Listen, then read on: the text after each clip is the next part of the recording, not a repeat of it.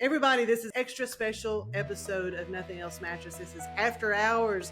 We're not talking a whole bunch of boring business stuff. We're talking just real talk, the kind of conversation we would actually have around the bar with some drinks after hours. Y'all join us now. Our guest today is Stephen Ferguson with Bedhead Marketing. Long, successful career. We're going to talk about all kinds of stories. Welcome, Stephen. The Nothing Else Mattress Show After Hours starts now.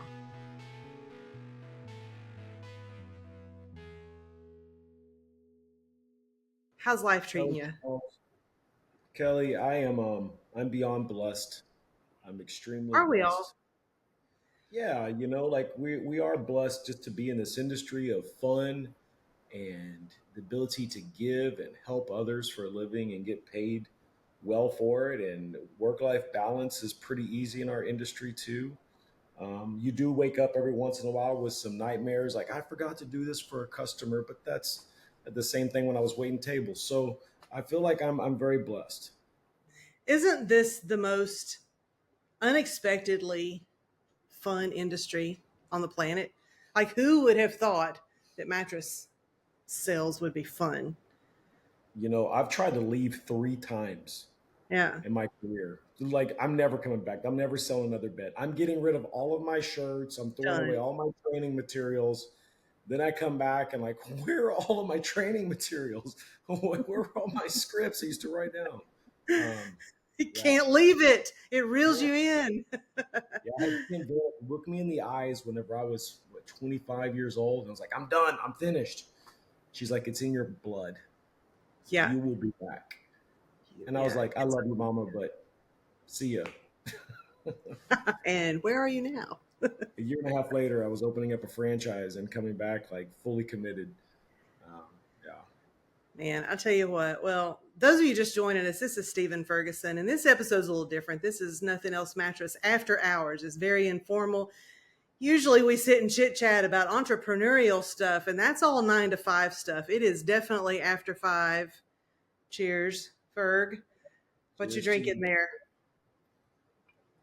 Some of my favorite whiskey from the South, tequila. All right. Well, I got my go-to, my Cosmo. And I'm set up here at the house, and I can't get the lighting right, so y'all just going to have to forgive the shadows. It's after hours. Maybe you've had a drink too, and so the shadows won't even bother you. Turn Because down the lights. Let's set the mood.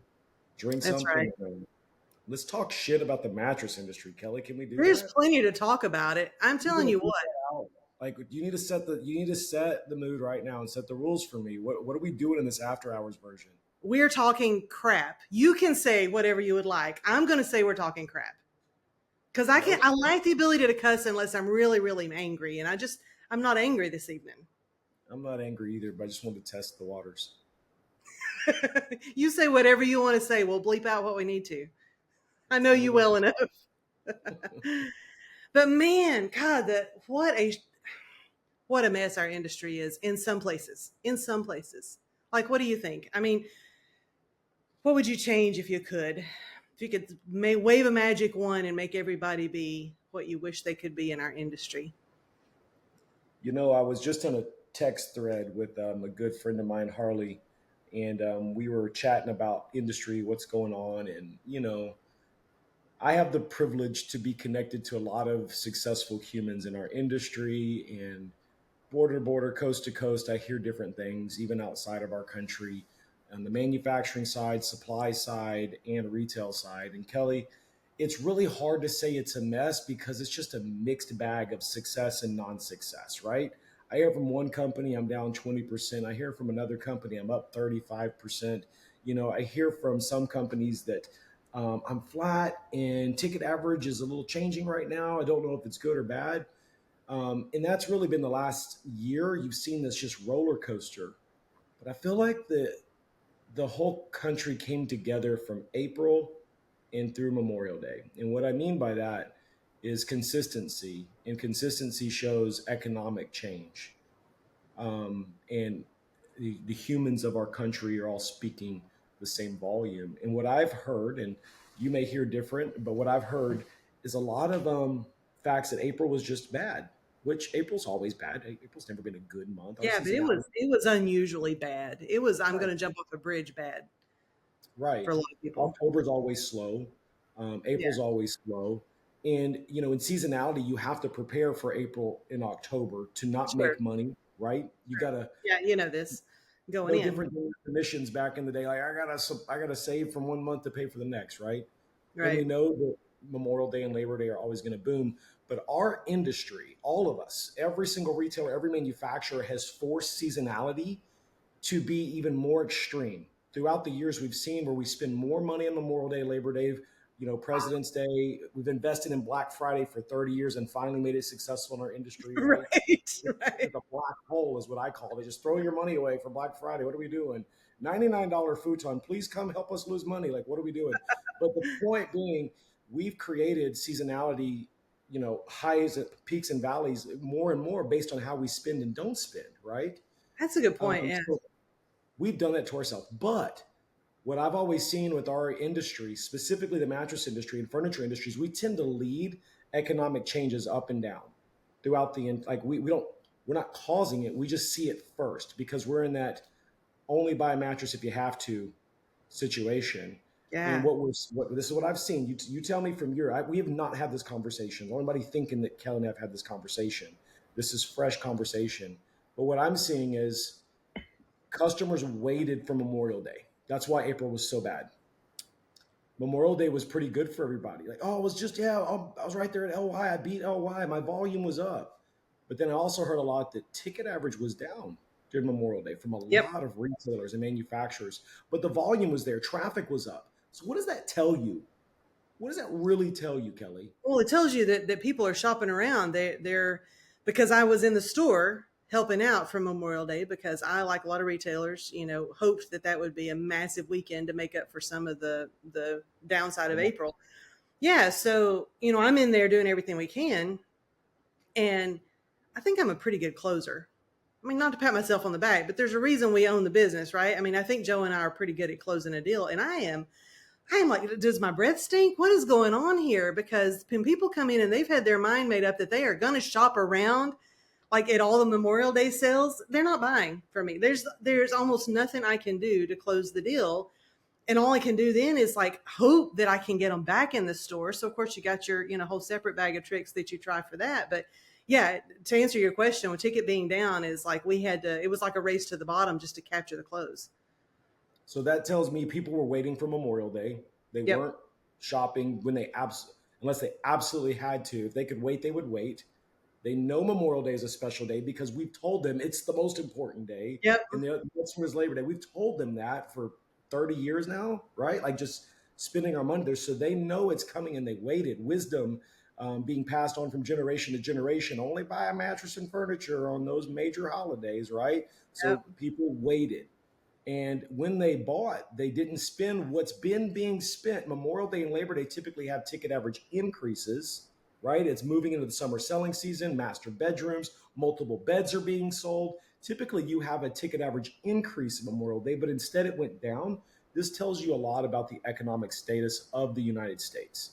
What is it? What's really happening? I don't want to go down that rabbit hole. Personally, I don't because it just makes me sick Yeah. to my stomach. But the reality is, this is the beginning of the summer selling season, and that trend is something that we should prepare for. Are they going to buy at Fourth of July? Is back to school going to be a big deal? Are people buying homes and moving like what they typically do? We know that the home housing crisis affects our industry, and it's people aren't buying homes left and right. And if they are, it's a big deal because interest rates are high, costs are high. Do they Yeah. have the money to spend on the furniture, or do they have to like be smart with their spending on what they put in their new home? All those things are in question, and the next 2 months are going to tell us a lot about the next 2 years, and that's my belief. And how do we retrain the customer? Like, how do we retrain them that they don't have to wait on the holiday sale? That it's okay to go find a deal any time of year whenever you need a new bed. Like, I mean, Well, I wish hindsight's Brandon. 2020. We realize what we've done now, but like, geez, I mean, the customer's trained now to wait for a sale. You buy a TV on Super Bowl weekend. I mean, that's just when you buy a TV, and is it going to take years for us to retrain people? I don't know if you need to retrain them. It takes longer to retrain customers, a lot longer than it does than to train salespeople. Oh, sure. And I say that thinking of the people on my team right now. If Brandon was here, we'd ask the question, how many times do they need to hear something before they even hear it? You know what I mean? And he'd give you some Hmm. crazy number. And you know, ask Chat GPT if you don't have a Brandon. And then if Batterman was here, I'd ask him, how long does it take to train good habits for salespeople to really change them? And he's like, give me 4 hours with them and I'll make sure they implement it right now. So I have these two things in my head right now of the people on my team that are super talented I surround myself with. And I believe the investment right now is in your people. If traffic is down and business is down, spending some time yourself putting a team together that can help deploy, ensure that your processes match today's customer is Yeah. easier to implement than changing their habits. And for holidays, I mean, simple stuff like confirm with the customer when they walk through the door that they picked the right time to come in. Yay, folks, you picked the right time. You made the right decision. You are so smart. Yep. Stroke the ego, everything about them, positive, positive, positive.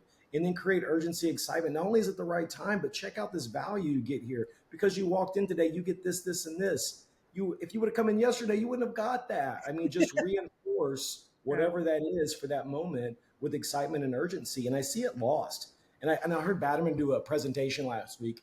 What he taught was about smiling and waving at customers.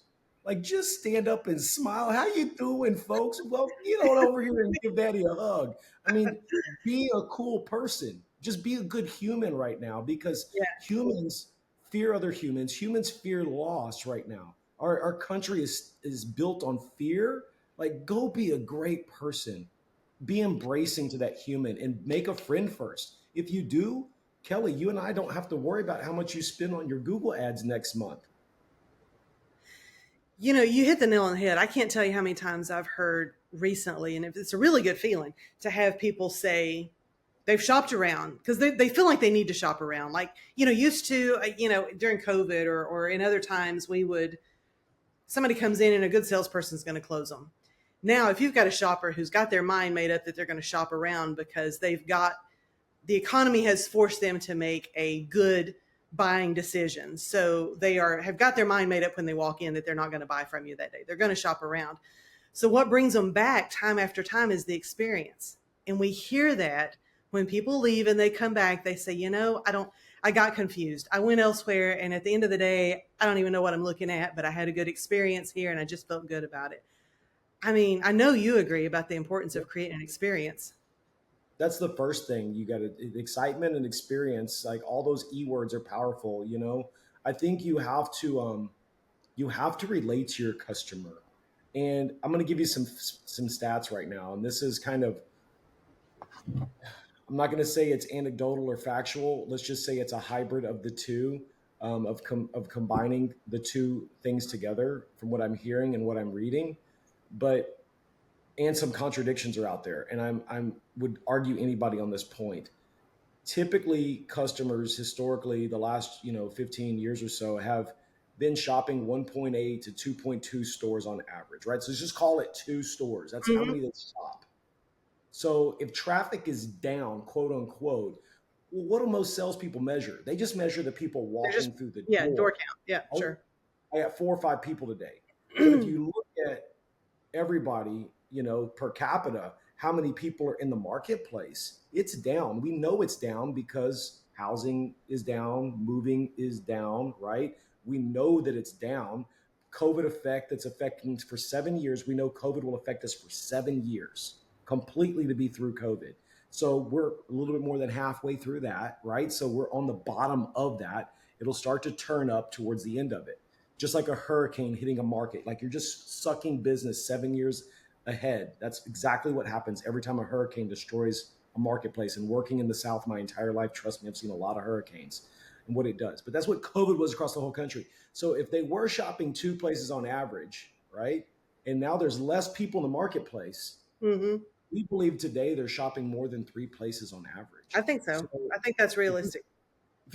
you're confirming that people are walking, but there's less people through the door in general, like all doors combined, it's less Yeah. humans just hitting multiple doors. So if you're the first stop, man, you better be Oh my dynamic gosh, you're at a experience. disadvantage if you're the first stop. If you don't have their phone number and you're not texting with them when they walk out the You door, aren't you're gonna see never them going to again. see them again. Yeah, they're Yeah. going to meet somebody cooler than you across the street, or just as cool as you, or almost as cool as you with a better deal because they Oh, found and 50 if you bucks. print out a quote, if you send them out with a quote or a number written on a business card, Can you beat that? bye bye. Yeah. You know, I remember whenever first started this business with Brandon, he he was asked to make a brochure for somebody. I'm not going to tell you who the company was. Great company. I love this company. But they said, "Can you make a brochure for us for this new product we're launching?" And Brandon's like, "You mean the piece of paper you hand to somebody and you say, 'Do you mind throwing this away for me?'" Because that's what a brochure is. And he's like, "We should do an entire website for this product line so that you can QR code and people can have this experience." And like, you know, Brandon, he's going to overdo everything. But the point I'm making here, that's what a quote is. Here, go give Yeah. this to somebody else and have them throw it away and beat the price. It's like you're Yeah. throwing like you can't do that. You literally can't. No, and it blows my mind how many salespeople still do that. I mean, the training in our industry is, hmm, I got to be careful because I don't want to knock any names. It's not about that. It's just, Nope. it's so hard to get quality people and it's hard to get quality salespeople. And the best training program in the world doesn't make a good salesperson. Nope. Sales is so much more than just whatever training you've been through and being able to spit out the That's right. stats. I So mean, I had a you're one guy. of the best salespeople in the mattress industry that the industry's ever seen. You're hands down one of the best. Well, I appreciate that compliment. In the words of Picasso and also Steve Jobs, I mean, the best, you know, artists just are thieves from other artists. I'm not sure who said that first. Who was older? Yeah, it was Picasso, Steve Jobs. I'm just all we are is like, did you pay attention to everybody around you and absorb from them? Because when I was being trained, it wasn't like, hey, practice this, do this. It was sit down and watch that guy and learn, you know, and go implement and ask for feedback. And like, we don't do a lot of that anymore.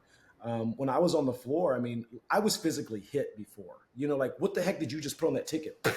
You know, like that's how I was trained, you know, like a real man. So I say that joking, but seriously, I was hit, Kelly. Okay, we need to hear that story. We don't hold people accountable is my entire point with that. You know what I mean? Like it's literally a lost art to hold people accountable. And when I was training, which I loved to train, like that was my favorite thing, like fill my store up with people and we're going to work together. But the first thing I would do with all trainees is I would go take the and up, like watch me. Then I would come back and I would ask them, what did I do wrong? What can I do better? And it's because I'm a perfectionist. You know, I'm an artist by trade. So Right. everything I do has to be perfected. And I also know that I can over engineer art, and same thing with the consumer, I can overdo it, but I constantly wanted my own criticism. So teaching your people to be criticized by letting them criticize you is the first step in That's a being good a that's good successful trainer. advice. You want Yeah. to train, then let them tell you what they didn't like about your presentation. And guess what? They don't have to watch you for a month to start giving you feedback. The first feedback they give you is from the consumer's mind because they don't know. They don't know anything. You're right. It's the best time to ask them for feedback. What did you like about my presentation? What did you not like about it? What made you cringe? What made it awkward for you to hear me say? Right? Like that's what you want to learn from is from other people that are observing. But no, a customer walks in the door and you're your sales manager or trainer, right? You're a district manager. A customer walks in the door like, "Hey guy, good luck with that customer. Give me a call later. Let me know how it goes. I got to go." Like you don't even stay and watch anymore. Like they're running and hitting the road. Where's our leadership that's like getting involved and Yeah. being a part of the sell, team selling and ensuring success with every customer and satisfaction, asking the customer straight up, why aren't you buying? What can I do to help? What did Yeah. you see somewhere else? When was the last time you got in your car and drove your customer to your competitor's store, walked in there with them and said, "This is the bed you should buy from them if you're going to buy it. And by the way, last week they had this for 500, not 899." Like, when was the last time you did that? Like, I've done that. Like, bro, you want to go over there? I'm going with you. Hop in my car. I'll drive you over. I'll be your Uber. Let's go. I'll tell you all about it. But I mean, okay, so we live in a world, and I'm going to get deep for a second, but like, I think the internet has changed. We know the internet has changed how people interact with one another. People are keyboard warriors. They say things that there is so much less empathy. There's so much less fellow feeling Mm. just for the person who's not in front of them, but on the other side of a keyboard. People just spout off and say whatever. And do you feel like it's created like almost a world of people where we've forgotten how to relate, how to read those body language cues, because it's not just in the mattress industry, it's a crisis worldwide where I don't care where you go, there's no customer service. That didn't just happen overnight where people stopped caring. I mean, what changed where people no longer had the ability to just have some sort of, you know, common So, sense when it comes to relating to other human beings?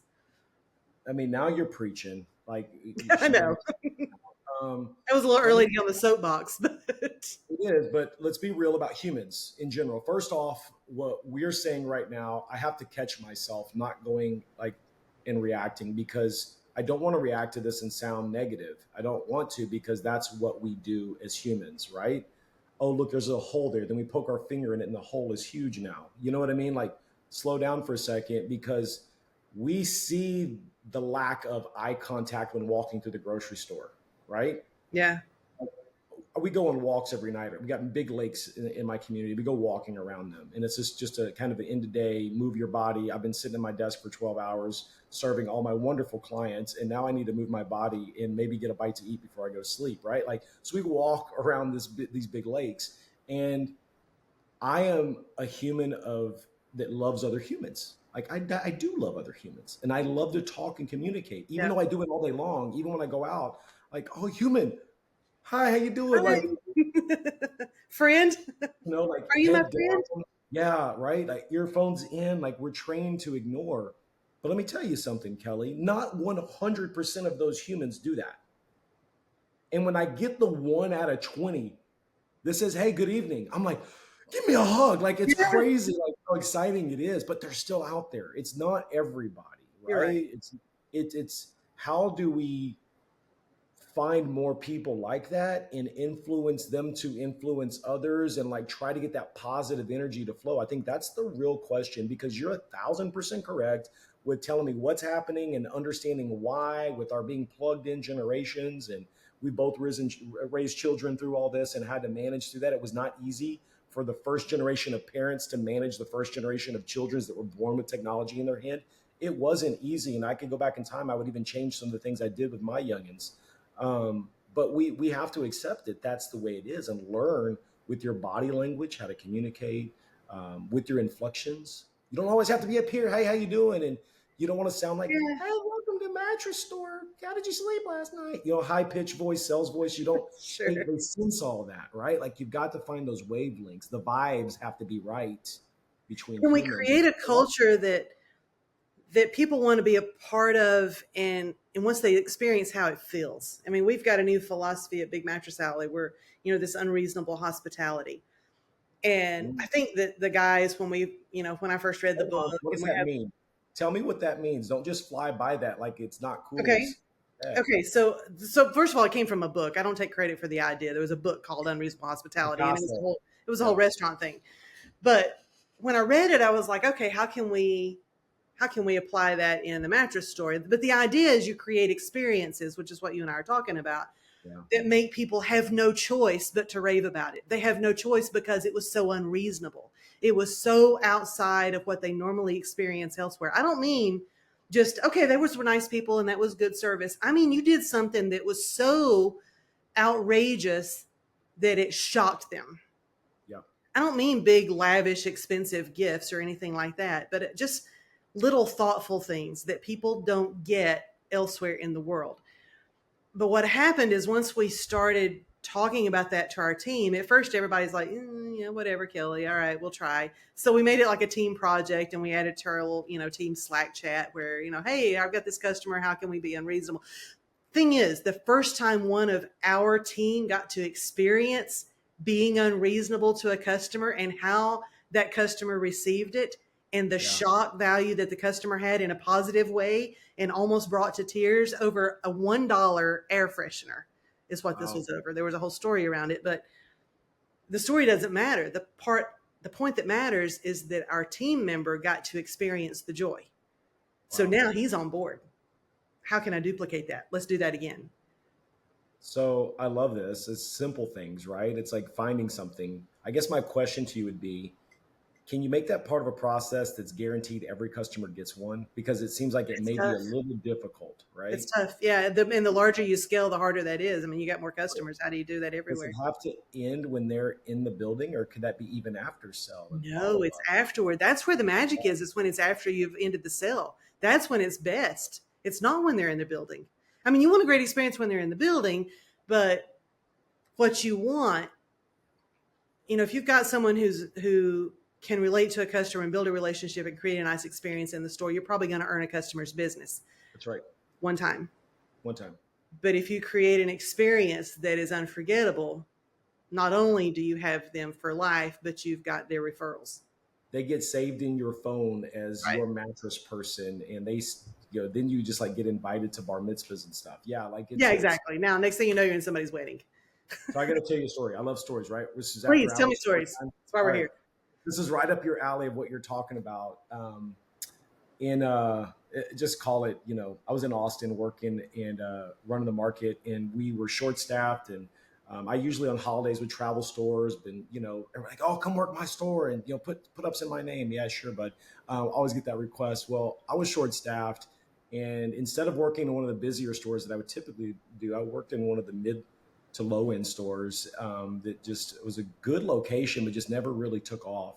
And I had a new store manager over there who came in from Atlanta. I was like, I'm going to go work with him. I want to go work with him side by ATL. side, spend some time with the ATL.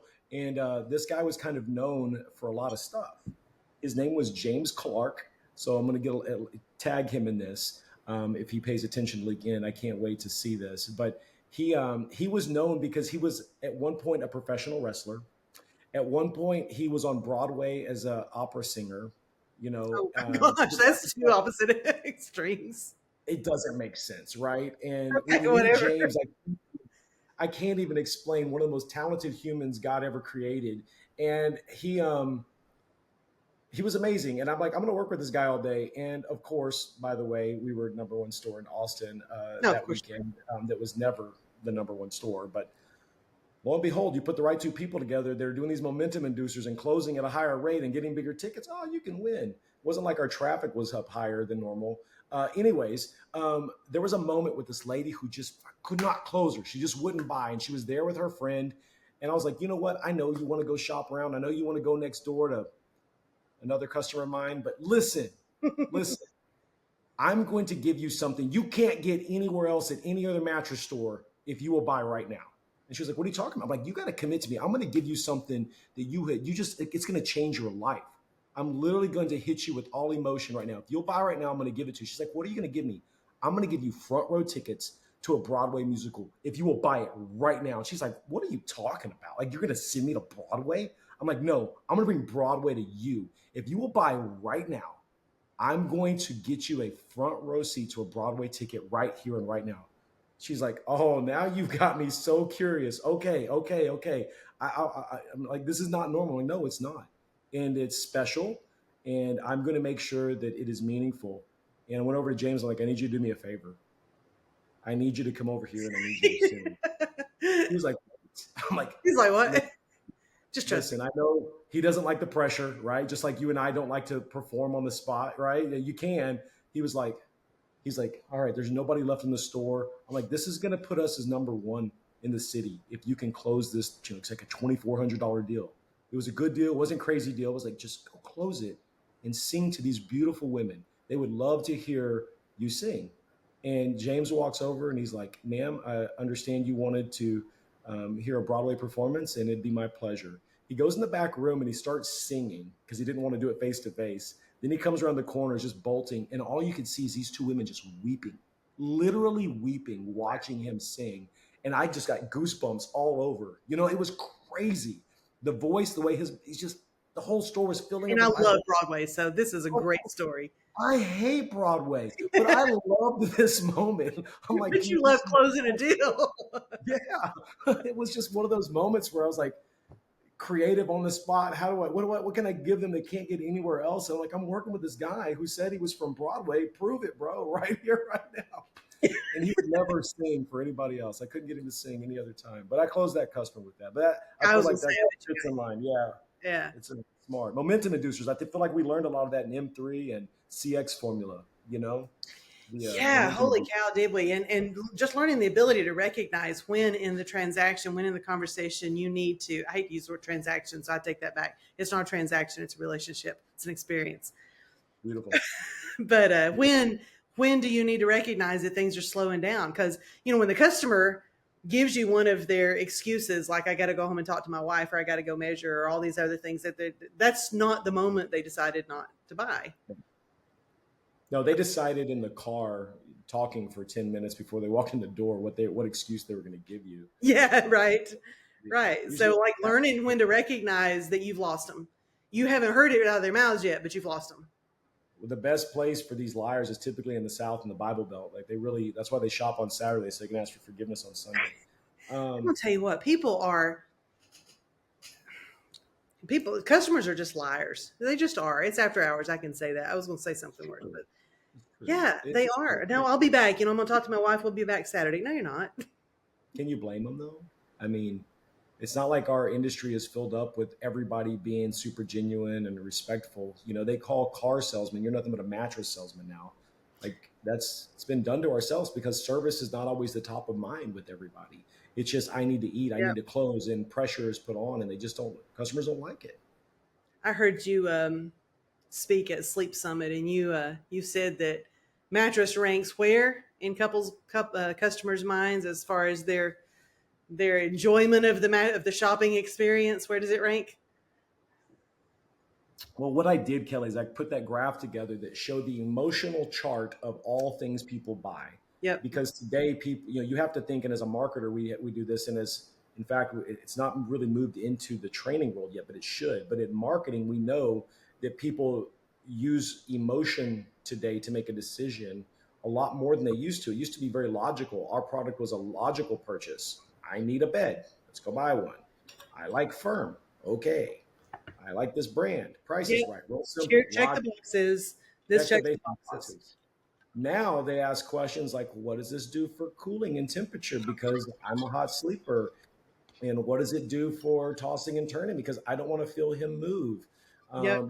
It's more emotional about me, and not just basic needs. It's about emotion. And so much so they even go to the point of, well, is this good for the environment, or is it going to destroy planet Earth if I buy this mattress? And even though they won't spend $1 more for a bed they can eat that's organic, they just want to make sure that they're not buying something that's horrible because it's an emotional decision. Even though it sounds kind of logical, it is really emotional tied. And in marketing, we have to think that way, right? With the images we produce and the ease of understanding that we can give them an icon that makes them feel good, of a snowflake, an icon of a plant, right? Even if they don't do the research to verify, it's a feeling that Makes it has to feel be good. there.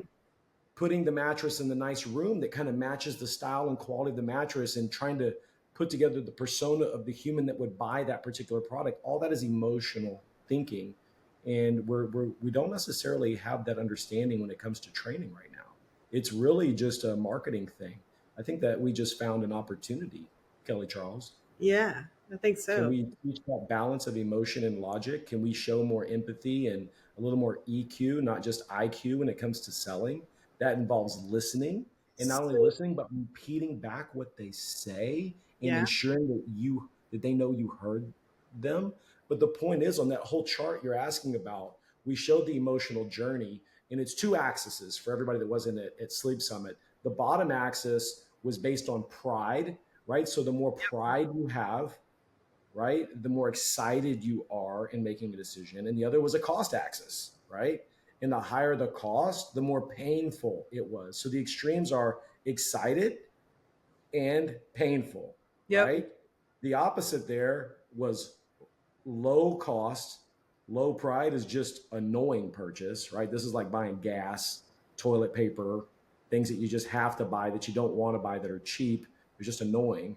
And the other axis, or other corner of this grid, was mixed emotions. Like it's just like, oh, this is really expensive, but I'm really excited about it. Like buying a house or a Like buying a Ferrari. Like this is a right, lot of money, but it's really cool. any car. Well, You almost guys are like car freaks over there. But like, if I'm buying a Pinto, it's still a lot of money, Kelly, right? It's mixed emotions. So those are the four extremes, right? And where does the mattress fall, and where does the mattress fall in industry? What's it comparable to? And ask this question like, hey, what other industries is the mattress industry most like? We typically hear furniture, appliance, car sales, Mhm. right? And to me, all of those are in mixed emotions. They really are. They're more mixed emotions. I'm proud of my car, but it's expensive. I'm proud of my furniture. I just got some from Exclusive Furniture, by the way. Thank you for Wad and team. You guys rock. Got this chair that you like that color, matches my paint. That's cool. Good color. Anyways, that was a mixed emotion because it was expensive, but it's like I'm so excited to kind of upgrade my house, and now we're gonna throw a party. Like I'm not inviting people over to check out my new purple mattress. I love purple. Right. I, You're I not going to go love rip the covers off and be like, hey, yeah, look at my $4,000 mattress. check it out. That's a weird thing to invite your friends over to hang out in your bedroom to check out your new mattress. But if I got a new barbecue pit, right, some new TV or something, like come over, let's hang out. If the product is going to end up in an IG post, selfie with my new furniture for Instagram, that's how you measure pride, right? You Yeah. don't take pictures with your toilet paper or the gas station, but you do take pictures of all these other things in your home, including a vacuum cleaner. Check out this badass Dyson I got. Look Yeah. at my new washer and dryer I got. Check out my smart refrigerator. If you did spend money on it and it's got some bling, you show it off, but the mattress isn't on the list. So it's more up there with the painful purchases, Kelly Charles. Like I just got a new roof on my house. I had to pay for my air conditioner to get fixed and Yeah. drop five Those grand, are right? awful. Those are awful. I have to buy insurance. Sorry, Clint Strom. I know you're my cousin, but it is a painful thing to buy insurance. Nobody wants to do it. You have to do it. There is zero pride in it. There's Yeah. zero, Insurance sucks. right? But But you you have to mentioned tires. And as a gearhead, tires are have, actually kind of exciting they are. I think tires are much more exciting than buying a than mattress. buying a mattress. Right. That's the point. So That's yeah, hilarious. But only in our industry do we get excited about the mattress. Because I remember, and I'm not throwing you off track here, but I remember there was an industry event that we went to at this last market in Vegas. And so the chairman's suite at the Bellagio was rented out. And so there's multiple bedrooms and there's a whole bunch of people everywhere. And so we end up in one of the bedrooms, a bunch of people looking around. We're like, this doesn't look like a normal size bed. And so there's a whole conversation around a lot of alcohol about what size bed this is. And as professionals in the industry, none of us can agree on what size bed this is. So we're ripping covers off and pulling like the mattress protector off and everything and standing this thing up, looking for a law tag for measurements. I'm like, if anybody walked in on us right now, this is the single weirdest thing that's ever happened in this suite. It's embarrassing. It is embarrassing, but we were all into what kind of mattress is this and what size is it? We need the measurements. We even had somebody laying across the mattress and saying, okay, I'm 6'1" and I'm all the way at the head. How many inches are left at my feet? Because we're trying to get the dimensions of this stupid mattress. That's why you take your shoes off and just have a 12-foot or 12-inch foot.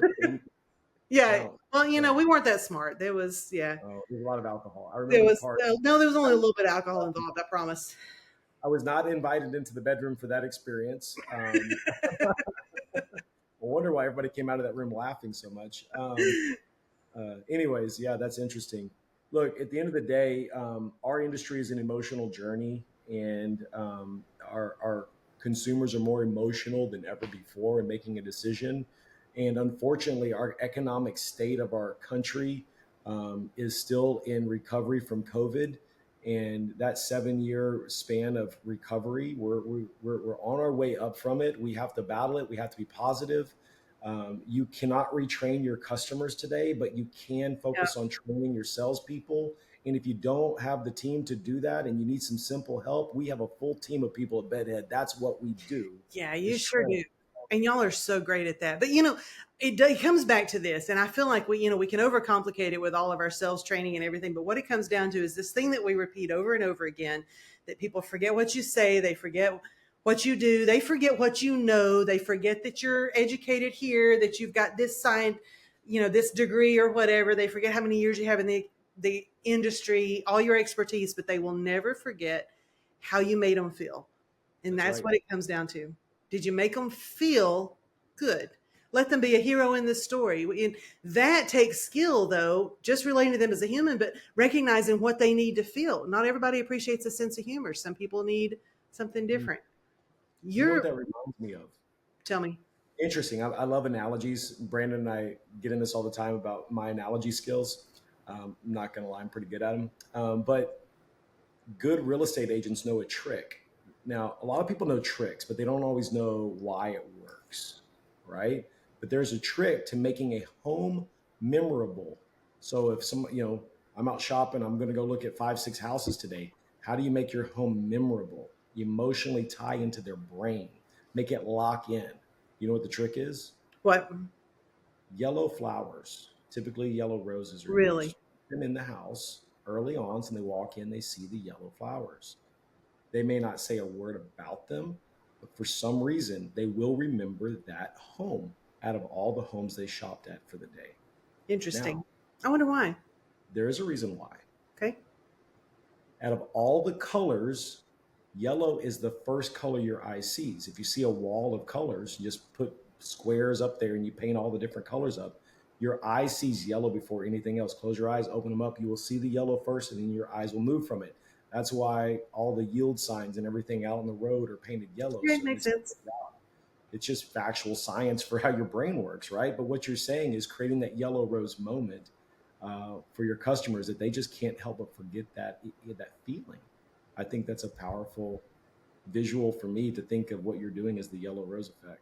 Yeah, that's a good analogy. I like it. Good In analogy. fact, that is the reason that Mattress Firm's old stores back in 2002 painted all their back walls yellow to make customers' eyes look up and not look down at the Yeah. walls. Speaking of Mattress Firm, you've got a long and glorious history there. Can't say anything about it, Kelly. Don't I, ask. we can edit it out if we need to, but I'm going to ask. Are you, in fact, responsible for this thing that we all have to deal with called a free adjustable base? Yeah, it's Are one of you my the proudest culprit? things in our industry was making the most Yeah. important part of your bedroom affordable. You're welcome, mattress Yeah. industry. Yeah. No, we love hate you for it. The entire industry You does. know, at the end of the day, there's a reason why there's a couple things that we did, and I even tested this at Beds Express with another way beforehand. But the whole idea was to get customers to ask you about something, right? So I have a trick in sales I'll share with everybody, and it's a control technique. Kelly, let me ask you, can you get me to ask you a question that you want me to answer? Probably if I don't know if I'm not put on the spot. Yeah. Yeah. Okay. So go ahead.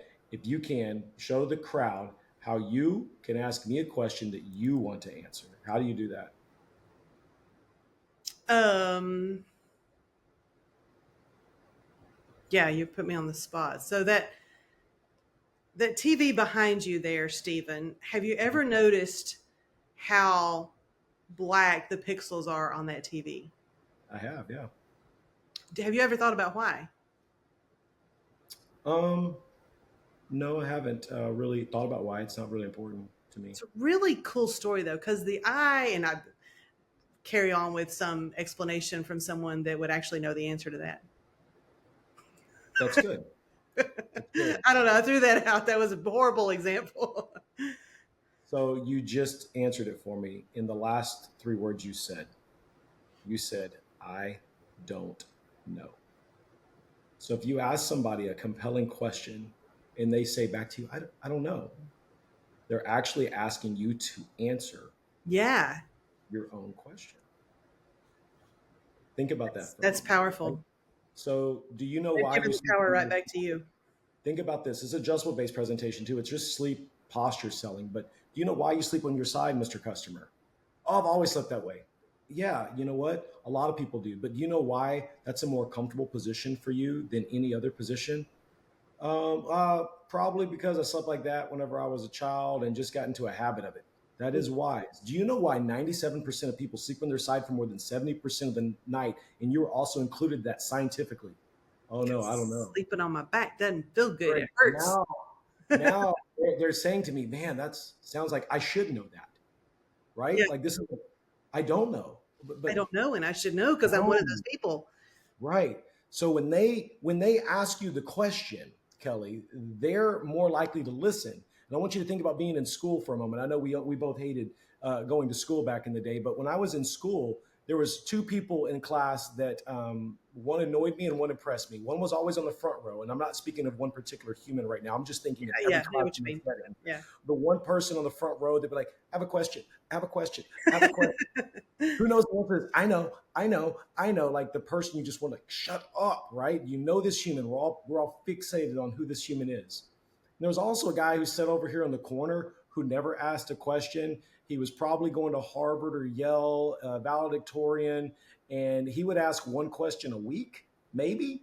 And when he asked a question, he'd be like, "I have a question," and everybody like, "Oh, is this going to be on the test?" Because if he doesn't know, I'm writing down the question and the Right. answer. Right? Like we're all paying attention to him because his questions, we'd say, "Oh, that's a smart question." And we typically see the teacher go, "I don't know. I'll get back to you on that, Hung. I don't really know the answer myself." Right? Like the point is, a smart question deserves more attention and respect. And when people ask a question, they're more likely to listen to the answer than just to lecture. And most salespeople lecture. That's what we do. I love We this. want the customer to know how much we know. Right. We want to So impress them with all of our knowledge. that's right. So let me take this full circle back to why I did what I did with adjustable bases. I knew that if customers came in asking for an adjustable base, that they're more likely to listen to a presentation than what we commonly hear when doing an adjustable base presentation. The most common response we get with an adjustable base presentation is, "I I don't don't need need a that. hospital bed. I don't need that. Yeah, I don't." you're right. And you may have a guy in crutches wobbling across the floor, taking 30 minutes to get to your restroom, saying, "I don't need that." Bro, like you need that more than any human I know.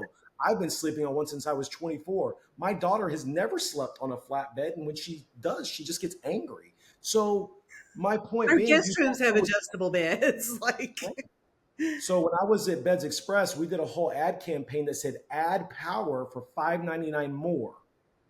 And this is a crazy story, but back then mattresses and box springs were sold together, right? uh-huh. The Yeah, set. yeah. So customers would typically get off of a bed after adjustable base presentation and say, "How much more is it to do that?" They always ask. They never said, $5.99 more "How than much?" the foundation would have been.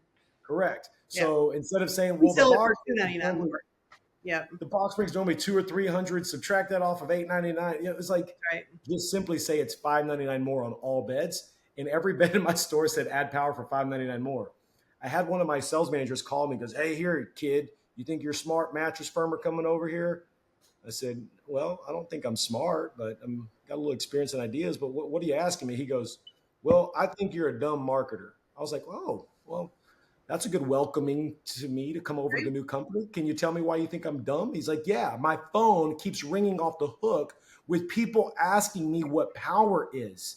Why don't you do a better job of explaining what a power base is instead of having them call here all day long sounding like they don't know anything?" This is a problem. "This is a problem that your phone's ringing all day long?" I was like, Oh my God. "Listen here, smarty pants, that's your job. My job is to get the door and phone to swing and ring. So enjoy Swing the and ring. I customers. love it. If you don't enjoy the customers, then find a new industry, you know?" But the point was, when I did that with the free base and the ad power for $5.99, the idea was that customers would listen to you do a compelling adjustable base presentation because they're more likely to hear about what they're interested in and asking for versus, "Can I show you something? Do you know what an adjustable base is? Will you lay down real quick? I want to show you something real cool," that they had no thought of or interest in. And the whole time they're going, "Why does this guy show me a bed that moves up and down? Do I look like I'm 100?" And old people going, "I'm not in my coffin yet. I'm not dead yet." Yeah, I don't need that. That's an old person bed. I don't need that. And now they walk in doing this. "Where's the bed that does this?" And they do the flappy hand thing. Yes. Yeah, You're welcome. and when it's a split king, like because they do both hands. They're like, "Where's the bed Right. that is?" And you're like, "The duck thing." I don't know. I'm sorry, but it Don't you was love that? Like when it's your up and you walk up there and the customer comes in and says, "Yeah, we want one of those things," and you just kind of side eye the person. Or what's worse is like it was their up, but they're eating yeah. lunch or whatever, and they're like, "You know what? You grab this one." You're like, "Okay," and the customer comes in and says, "I want one of these." So you're like, "I got you." Another customer. "Do we have any more bases?" Like, come Do on. we have any more? I think I just sold all of them. Now step them up to a nice base. Or how about you just show them the nicest base first and say, "Do you want just the head up or do you want all this stuff that'll See, change your that's the life?" thing, because the inexpensive base is easy to sell. It's a $2.99 upgrade in our stores. If there's no other Right. promotion going on or whatever, it's a $2.99 upgrade. But Every mattress that is compatible with a base is displayed on a base on our floor. Every one. Are they elevated or flat? They're flat to start with, but as soon as the customer lies down, I know where that remote is, and as soon as they lie down, I'm already raising them up. And then you don't start talking about it until they feel what you're telling them to feel. And then you get to narrate the whole ride, and then they're sold. And then you just I honestly love it. you I love present it as if it's a given. Oh, this one comes with an adjustable base. Well, of course it does. I You make them tell you, no, I don't want this, and it was like, well, you don't have to. it. I'm just showing you the options. It's your job to determine what your budget and your needs are. I'm just showing you what the options are. You guys decide for yourselves. But you know what you're doing. I love base selling more than anything I because do you truly too. are Love teaching it. people. But there's a problem. This is I'm gonna speak out of both sides of my mouth right now. What I love about today is that people can get the most important thing they could put in their bedroom to help them with wellness. Right? You can breathe better. You can oxygenate your body to heal better. You can reduce wrinkles, look younger longer. Right? Yeah. Uh, I always all these forget to name that benefits one. like That's a good one. yeah, I got to remember. gout, pain relief. I'm man, wrinkles is one of the best things for selling, especially when the females in there. Do you know how many girls have chest plates trying to prevent chest wrinkles? Don't want to sleep on their side. They're forcing themselves to sleep flat on their back, giving themselves nightmares because they want their face to wrinkle Yeah, no, evenly. you're right. We really do. I I forget to talk about that. I got to be better about that. listen, like I sell this to females more than males. With this alone, I can sell a base. Any girl comes in, I can sell just on this one fact alone, and some guys too. But the point being, this entire presentation is special and it's a fun presentation. You taking Just notes on that, Joe? I think Joe's in the other end. He can hear us. We're taking notes on this. write something down, Joe, while you're drinking that whiskey. But the point being, if you can get people to get a compelling, emotional, logical decision all for something healthy because they came in asking about the free base, it's special. But here's the problem is today salespeople aren't giving all the presentations that we used to give. So customers are getting a base at home and they don't even know how to use it. They don't They even really know. So, don't. Steven, I got That's to the tell you, worst part. And we're this all is about where my heart stories. gets involved. Like I want to put together a whole YouTube thing on just how to Yes. use it properly, how to use pillows with a base, how to present it properly. It only takes 15 seconds to get somebody compelled into buying one, but the presentation should be more than that. It should be powerful about what you can do with it. It's not just for watching TV. That's the last thing. You shouldn't be watching TV in your That bedroom shouldn't anyway. even be a part of the presentation. Watching TV should not even be a part of it. That's not what it's about. And we love stories here. So I got to share one. Tell me. So in training one of our new managers, we went to another city, not anywhere where our stores are. So I'm not even going to name the city, but we weren't nearby here. We're in North Georgia, so we weren't nearby here. We went somewhere else, and I went to a big metro area because I thought if I go to a metro area and I know where the busy, high volume stores are going to be, we're going to encounter some great RSAs, retail For sure. salespeople, retail sales Should. associates. You So should. so our store manager that I'm training is going to have the opportunity to see some great salesmanship in action. Now, we know how to be polite. Certainly we're not actually shopping for a bed, so we're not going to take their time away from another customer that's in the store or anything like that. We know how to do this right. So before anybody gets on here and leaves a comment like, "Oh, you shouldn't be doing that," we know what we're doing. You shop different than I do. I'm a terror when I shop. So But let me tell you, there's a whole, oh my gosh, it was the worst.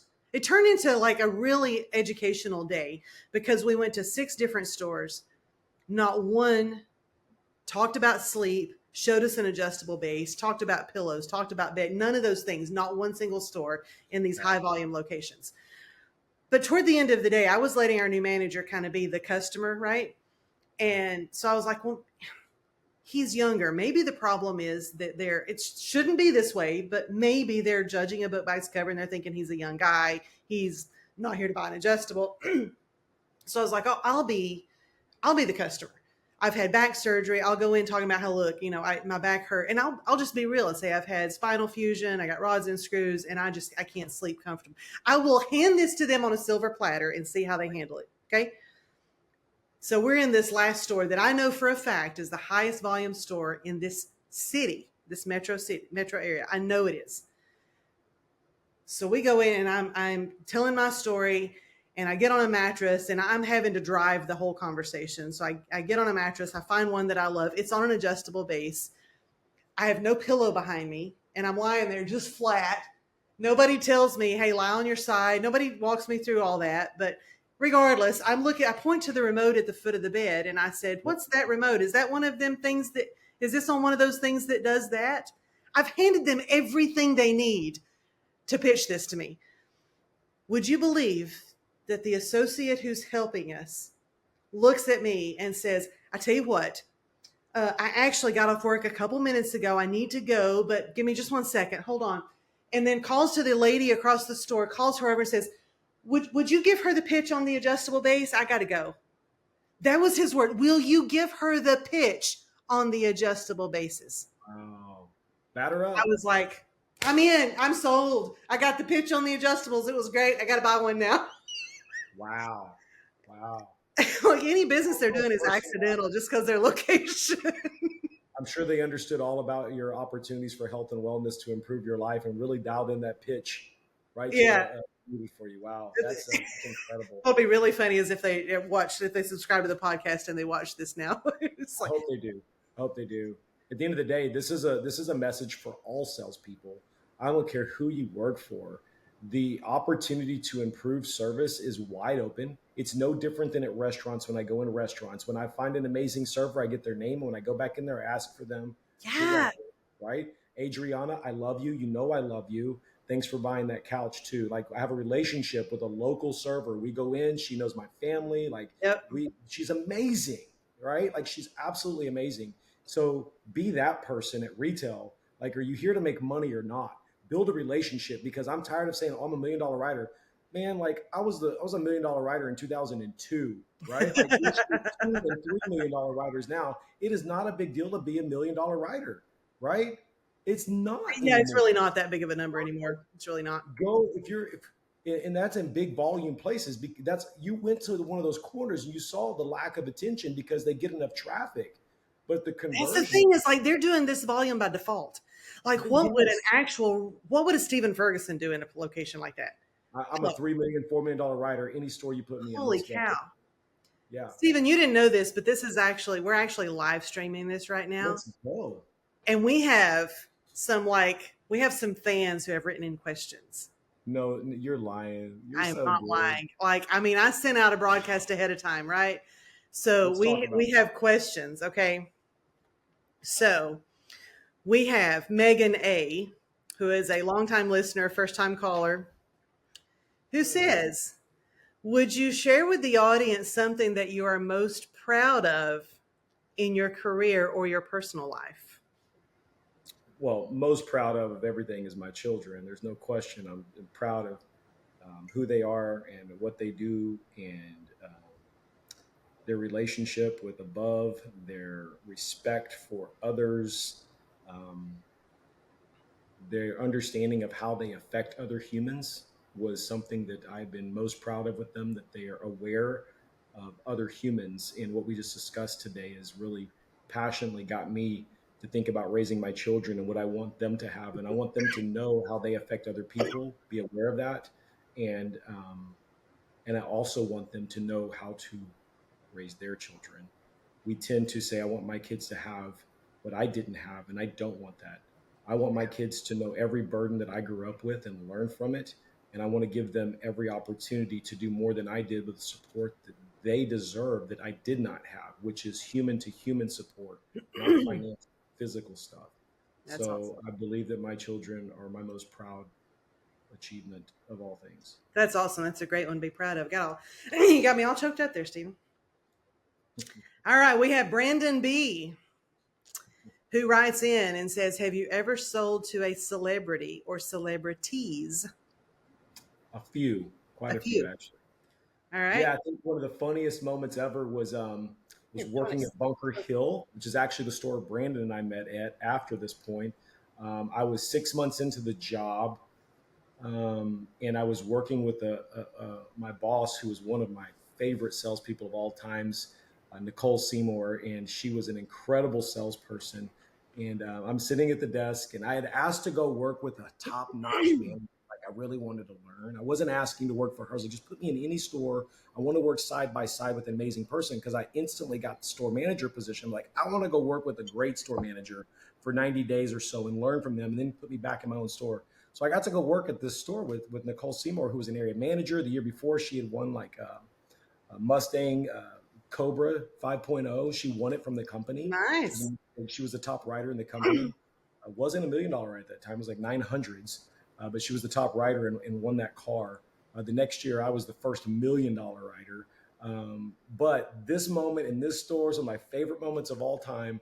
She's working with this guy. This guy comes in, and Nicole was notorious for always grabbing an ad, always having an ad in her hand. And her thing was, you always have an ad in your hand and you treat it like a puppy treat. Like, you want a discount? You want to save it? Come with me, right? So they would follow her to get the savings. Meanwhile, my dog's in the other room going, what? Never give them the ad. You just control them with it, and hey, I got a special right here, $5.99, shut it, keep it. Well, when she get frustrated with customers, she had a tendency of rolling up the ad. Like, are you going to smack the dog on the head if they don't buy it? You can joke with her. Well, it wasn't about 10 minutes, and she already had this thing rolled up, and she was standing over at the desk, and I was listening the whole time.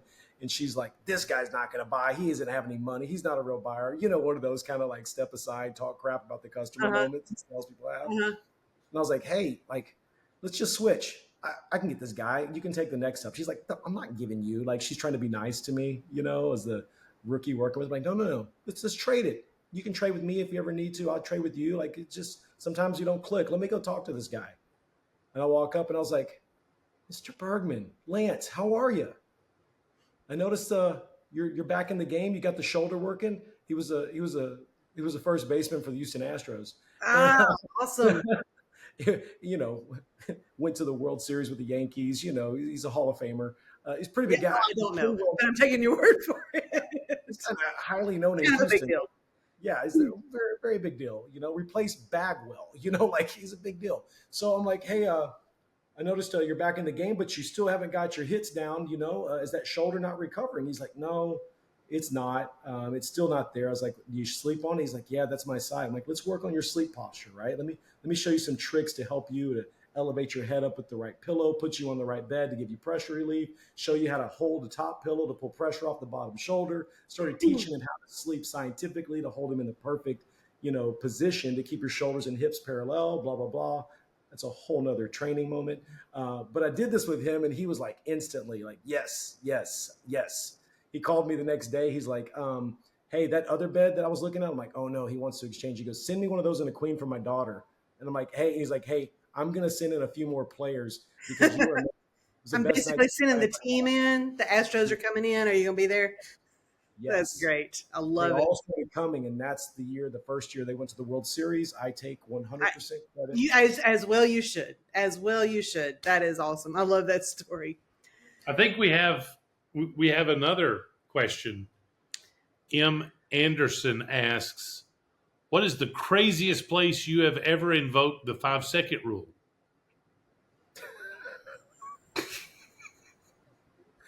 I'm not answering. Josie asked that question. I never worked for a restaurant. Okay, well, good. That's good. I'm glad we didn't have to worry about that there.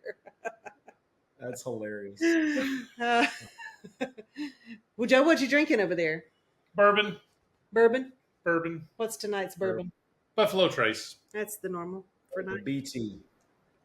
Yeah, well, one of our future after hours is a bourbon expert going to be on. So, well, that'll be fun. If you want to do tequila, we can talk. No, I don't ever want to do tequila.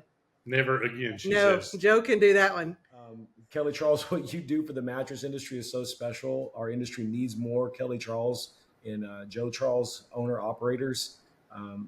Despite the goods and bads across the industry that are out there, what our industry needs is more people who are focused on the consumer experience, developing an experience in the store that consumers are excited to come in and go through, and training humans to deliver that experience. And every time I talk to you, it's like we just seem to hit on the same page with most every topic when it comes to helping a customer pick out a mattress. That passion, that capability, that art form is not as powerful as it was 10 years, 20 years ago when we both were young in this industry, when it was a lot of talent. We've lost a lot.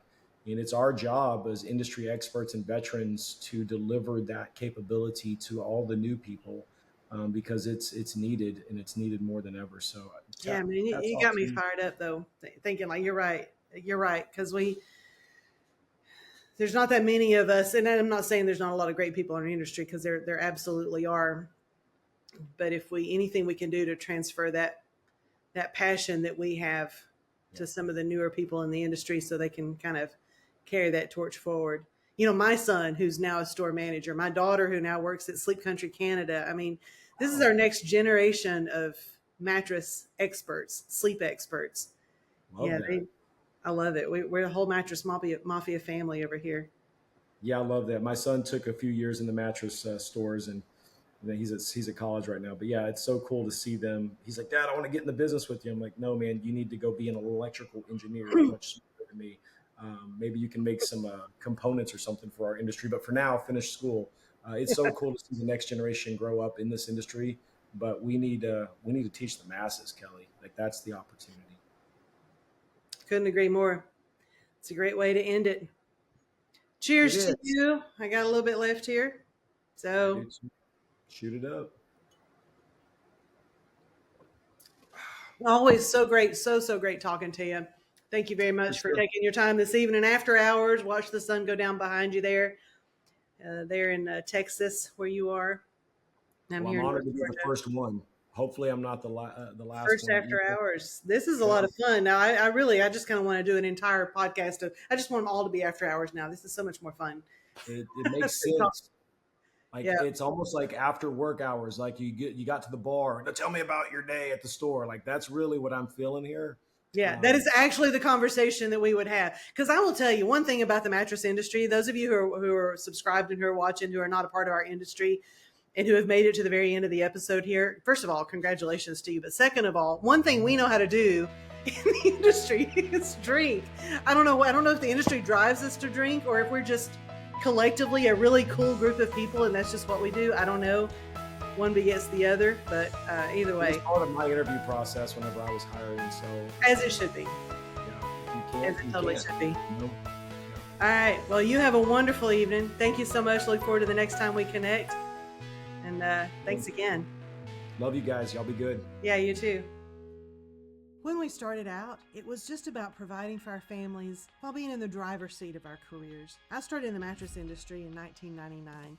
And when I left the corporate world and Joe and I opened the Big Mattress Outlet in 2012, we could never have dreamed how rewarding business ownership would be for us. My only regret is that we didn't do this sooner. I was terrified to make that jump, to leave the comfort of the corporate environment. As the old saying goes, I can promise you, the parachute's never going to open if you first don't jump. We've built a proven business model that's unique in the industry. It's profitable year after year, even through fluctuating markets and economies. We want to work with like-minded entrepreneurs who, like us, don't mind a little hard work, but want to own something that goes beyond just providing for our families financially. It offers exponential growth and profit opportunity, not to mention just a great culture and a really fun industry. If you think you might be a fit, we'd love to talk to you.